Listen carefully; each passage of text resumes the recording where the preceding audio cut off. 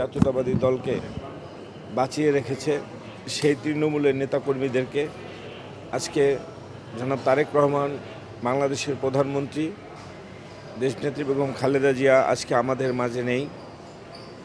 অনেক মনে পড়ছে দেশনেত্রী বেগম খালেদা জিয়াকে। ইনশাল্লাহ আমরা জনাব তারেক রহমানের নেতৃত্বে বাংলাদেশের সকল নাগরিককে সাথে নিয়ে সুন্দর একটি বাংলাদেশ গড়ব। আগামীর বাংলাদেশ হবে সবার জন্য বাংলাদেশ।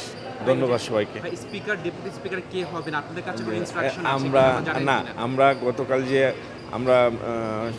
আমাদের এখানে সভা হয়েছে সেখানে আমরা আমাদের দলের প্রধান যিনি আছেন তার প্রতি আমরা দায়িত্বটা দিয়ে দিয়েছি। দলের চেয়ারপারসন তিনি নির্ধারণ করবেন। আমাদেরকে আজকেই আমরা এখন জানতে পারবো, আপনারাও জানতে পারবেন কে হচ্ছেন স্পিকার ডেপুটি স্পিকার। সভাপতিত্ব কে করবে সেটা কি জানতে পেরেছেন?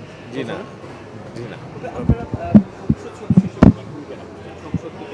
ইনশাল্লাহ আমরা সংসদ হবে জনগণের আস্থার জায়গা। আমরা এখানে সকলের জন্য সকল নাগরিকের মৌলিক অধিকারের যে বিষয়গুলি থাকে সেটা নিশ্চিত করার জন্য আমরা সংসদে কথা বলবো। আমরা সংসদ